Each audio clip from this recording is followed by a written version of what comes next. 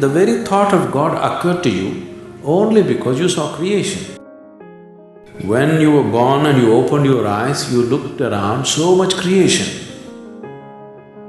So you thought, there must be a creator.